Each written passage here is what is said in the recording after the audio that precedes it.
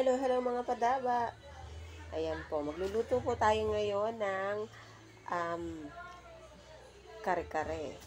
Tuwalya ng bakang kare-kare. Ayan, guys.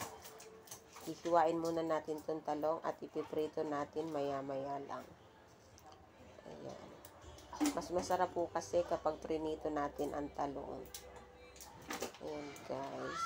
At bumili na rin po ako dyan ng pechay. Mga sariwang pechay. Ayan, ang gaganda ng talong. Kailangan pipiliin po natin yung talaga mga fresh at talagang, ayan po, malilinis. Kasi yung iba mayroong laman sa loob. Ayan, mabuti na lang kanina ang napili ko naman ay talagang magaganda. Lahat sila talagang maganda. At pati itong pechay natin ay makikini, bagong sibol.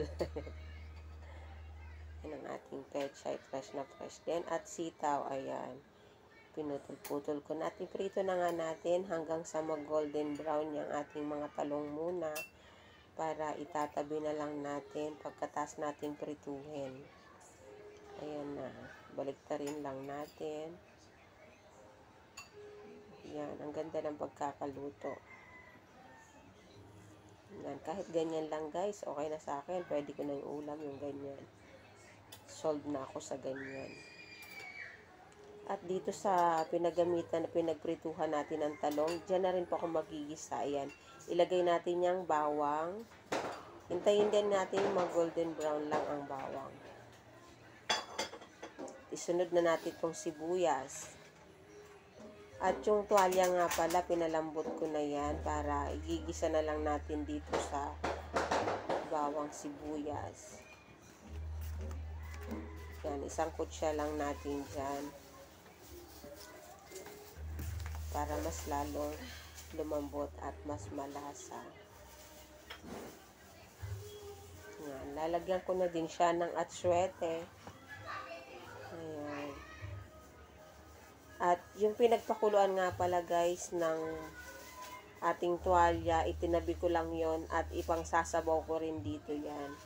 Ayan, ilagay ko na nga pala, hindi ko na naipakita at ayan, yung ating peanut butter. Bumili ako ng isang bote na lang kaysa sa doon sa kinikilong mani. Kasi hindi ako nakapagluto na ng mani. Kaya ito na lang homemade peanut butter ang ginagay ko.